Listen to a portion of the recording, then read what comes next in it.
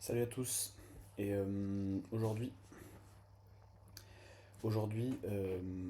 premier jour pour devenir un expert en IA. Donc j'ai fait comme tout le monde, j'ai demandé à Grok comment être un expert. Et donc il m'a donné 5 étapes. Donc déjà maîtriser les bases, donc étudier les maths, l'algèbre linéaire. Donc aujourd'hui je me suis focalisé sur l'algèbre linéaire. Et attendez, je mets mon téléphone en silencieux. Et donc l'algèbre linéaire, faut dire que j'ai un niveau, les maths j'ai arrêté un peu début lycée quoi, parce qu'après j'ai fait un bac pro donc les maths que j'ai fait sont pas très fortes. Donc j'ai dû reprendre un peu les bases et en vrai c'était plutôt sympa. Et j'ai tout appris sur euh, Khan Academy, attendez je l'ai là je crois, ouais. C'est vraiment top, allez-y hein. Khan Academy c'est trop top, ils font des cours trop bien, vraiment c'est tout simple et ça marche trop bien. Tout est gratuit. Et franchement, c'est tip top. Donc voilà, là vous avez plein de trucs. Vous avez les maths, l'informatique, l'art, compétences pratiques, sciences. Vous avez vraiment tout, même pour vos enfants et tout. Franchement, c'est vraiment top. Donc voilà. Et donc j'ai pris l'algèbre linéaire et je suis à peu près tous les cours. Et donc j'ai créé un fichier HTML pour avoir un visuel, comme ça on pourra le regarder. Et ça, c'est un peu les notes que j'ai prises jusque-là. Et donc un peu, donc du coup, l'algèbre linéaire, euh, déjà qu'est-ce que c'est? C'est une branche des mathématiques qui étudie les espaces vectoriels. Et donc,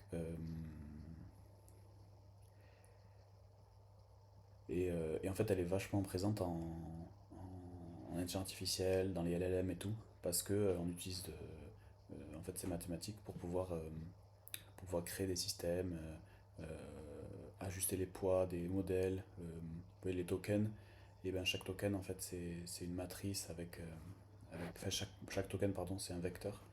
Euh, Bref, on va voir tout ça ensemble. Alors, voilà, la linéaire c'est une partie mathématique.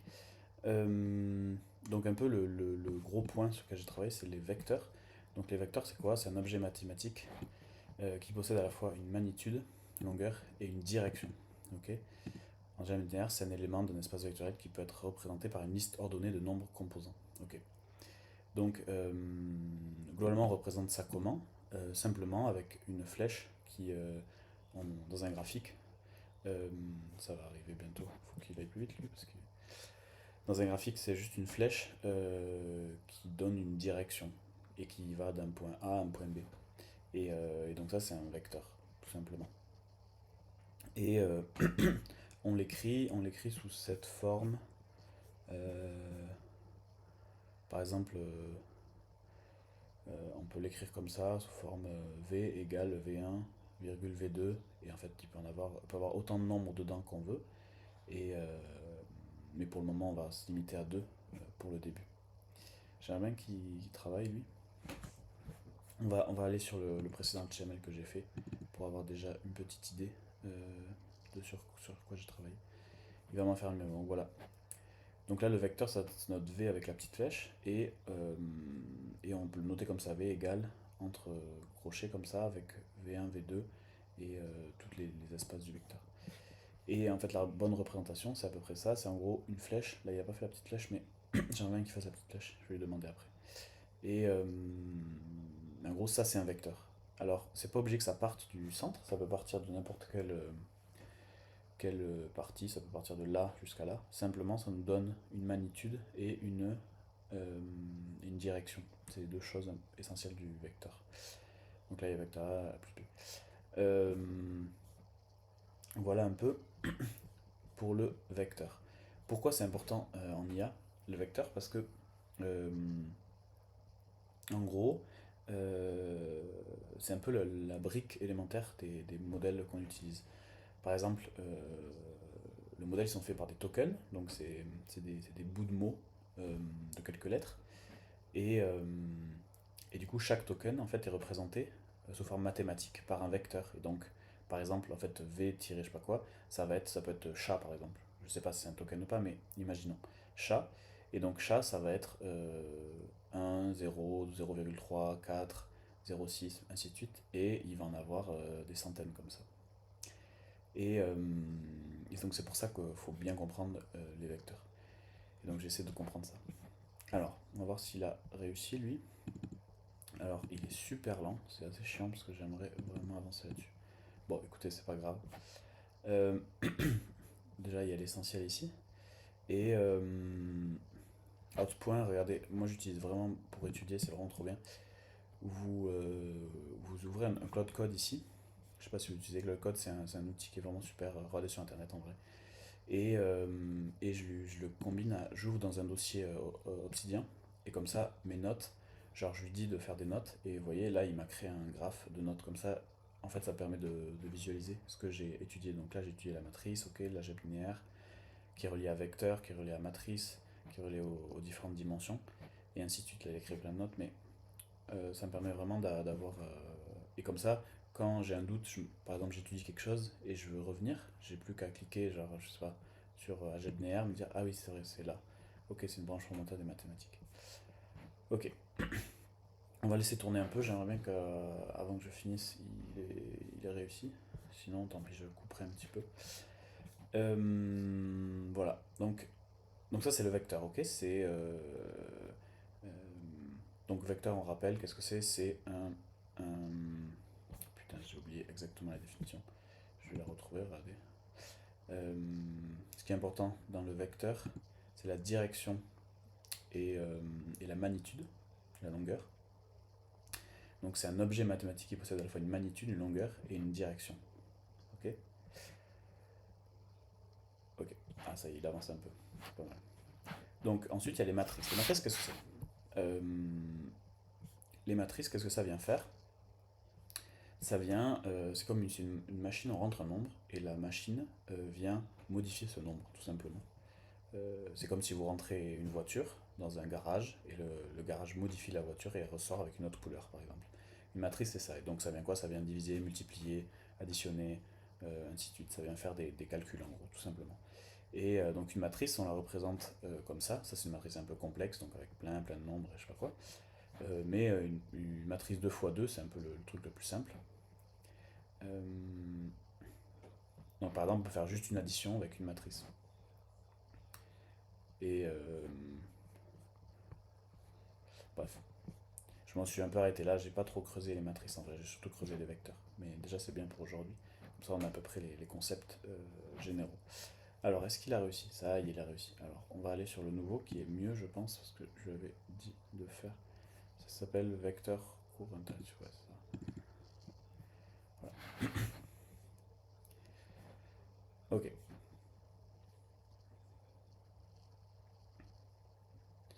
Ok, est-ce qu'il a bien fait? Alors, ouais, les R, ça c'est intéressant aussi. R en fait c'est ça en mathématiques il y a les dimensions, ce qu'on appelle. Donc une dimension, ça serait juste un axe. Enfin, zéro dimension serait un point, ok. Une dimension, c'est juste l'axe des ordonnées, par exemple. Et donc, il y a un point qui se situe sur cette dimension. Deux dimensions, c'est ce qu'on a là. Donc, c'est une dimension qui se situe à la fois sur l'axe des ordonnées et des XY, j'ai oublié le nom, ordonnées et abscisse. Et donc, on le note comme ça. R2, c'est ça. R3, ça va être 3 dimensions. Et donc là, ça va être ordonnée, abscisse et en plus la dimension de la profondeur qui peut être notée Y en général. Et donc là c'est en 3 dimensions, donc là c'est vous visualisez quoi, le 3D. La 3D ça va être noté R3. Et ça comment ça se note? Si on revient à notre vecteur qui est là, A égale 1,2, et bien le vecteur, euh,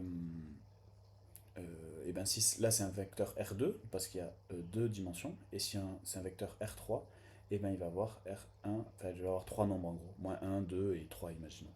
Et donc ça va être un. Et en IA, les vecteurs, ils sont pardon, et c'est R700 ou R1000 ou R2000. Il peut en avoir, il y en a énormément de dimensions. En fait, on calcule chaque token est représenté sous un vecteur avec énormément de dimensions.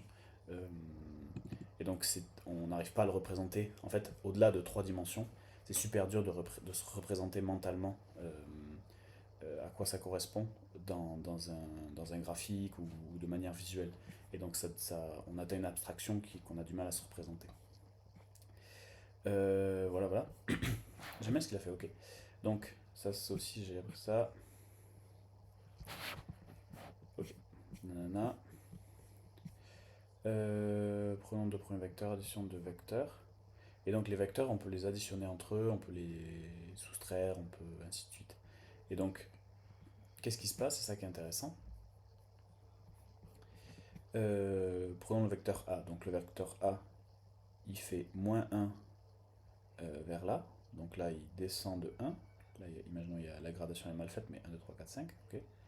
Donc -1, c'est par là. Et il a alors des -1, 2.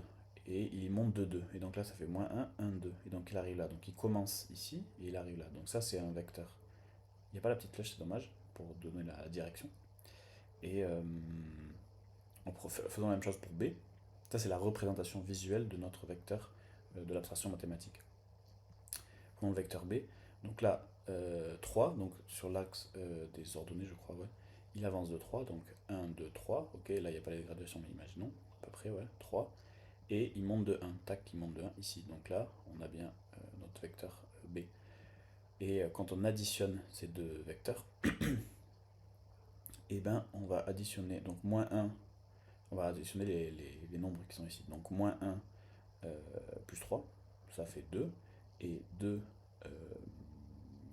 2 plus 3, plus 1, pardon, ça fait 3. Donc notre vecteur, le vecteur qu'on a additionné, donc le vecteur A plus le vecteur B, ça nous donne 2, enfin 2/3 quoi. Donc, et ben 2, ça avance de 2, 1, 2, et ça monte de 3, 1, 2, 3. Donc on a là notre vecteur d'addition. Et ce qui est vachement intéressant, là on l'a un peu en pointillé, c'est qu'en fait, ce que je vous ai dit avant, c'est que un vecteur, c'est pas obligatoire, ça ne doit pas commencer forcément au point 0. Ça peut commencer n'importe où. C'est-à-dire que ces vecteurs, par exemple le vecteur A, en rouge, on aurait pu le commencer là. Imaginons si on le commence là, et ben il fait -1, donc là on avance de -1 comme ça, et 2, 1, 2, et donc on aurait un trait rouge ici. Là je ne peux pas le marquer, mais si peut-être je peux le marquer, ouais.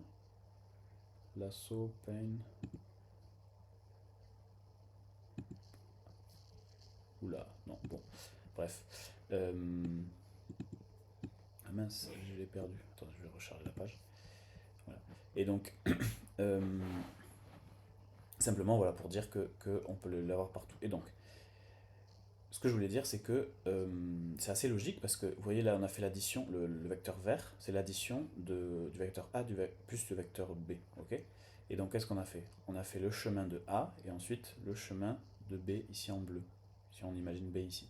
Et qu'est-ce que ça fait? Ça vient, en fait, comme ça vient additionner, on se rend compte que euh, ça vient commencer au début du vecteur rouge et finir à la fin du vecteur bleu, euh, du vecteur B.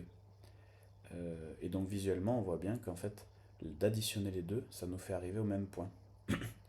Et donc ça, c'est vachement intéressant, par exemple en IA, comment dire, c'est pas comme ça que ça marche exactement, mais ça marche d'une manière beaucoup plus complexe, mais on commence à sentir pourquoi ça devient intéressant d'additionner, de soustraire les vecteurs en IA. Parce que, imaginons, euh, euh, vous essayez d'ajuster un modèle et vous essayez d'arriver à ce point qui est intéressant ou qui donne quelque chose de plus ou moins intéressant. Et donc là, quand vous vous rendez compte qu'en fait ça fait un détour et qu'en fait si vous additionnez juste ces deux vecteurs, vous arrivez directement à la solution qui est là. Je ne l'exprime pas très bien, mais simplement pour dire qu'on commence à sentir l'intérêt. Ok. Voilà, voilà. Multiplication par un scalaire. Ouais, alors un scalaire, qu'est-ce que c'est? C'est simplement un nombre en fait. Euh, c'est un nombre qui vient multiplier notre vecteur. Et donc, on le note. Il n'y a pas. C'est pas hyper bien. C'est pas super visuel, c'est dommage. J'aimerais bien vous l'écrire. Bon. Peut-être après, je ferai avec un tableau. On verra quand je ferai les autres vidéos. En tout cas, euh, et ben V, notre vecteur, on peut mettre par exemple V3 égale 1 sur 2, et ben on fait 3 fois 1 et 3 fois 2, et ça nous donne, on vient juste mettre un scalaire, c'est juste un nombre qui vient additionner, multiplier. Ok. Quand on a un scalaire positif, donc on garde la même direction, on se souvient là, si imaginons notre vecteur B, prenons le vecteur B, en bleu là, si on a un scalaire positif, imaginons le scalaire de 2, ok. Donc ça fait le vecteur B, on multiplie 2 fois 3 et 2 fois 1, donc ça fait 2 fois 3,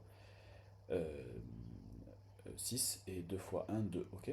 Donc qu'est-ce que ça vient faire ça? Si on imagine 6 par là, donc 3 ici, plus 6, 5, 6 ici, ok, et 2, 1, 2. Et donc là, qu'est-ce que ça fait ça, on imagine que le trait il arriverait jusqu'ici à peu près, ok.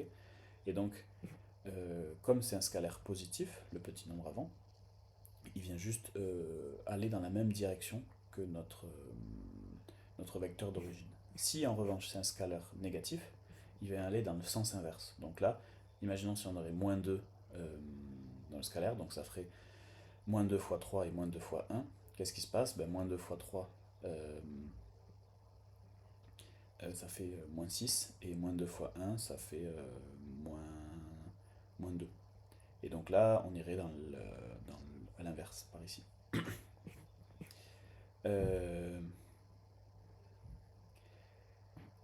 Et la valeur absolue, on aurait aimé ça, mais je ne l'ai pas encore bien compris ça, donc je laisse pour le moment. Soustraction des vecteurs. Voilà, c'est le même principe que la multiplication, en gros, bien soustraire. Ça vient. Ouais, ça j'ai pas vu et tout. Mais bon. Ok. Et ensuite, et ben là, ici, on était à R2, donc en fait 2 dimensions, donc ordonnée abscisse. R3, ça sera 3 dimensions, là on ne le visualise pas. Et après R4, extension R4, ça serait 4 dimensions. Donc là, qu'est-ce qui se passe? Eh bien, vous voyez, notre vecteur, note A égale 0, plus, moins 1, plus 2, plus 3. Il y a simplement 4 nombres, et donc 4 variables, disons, pour un vecteur. Ok.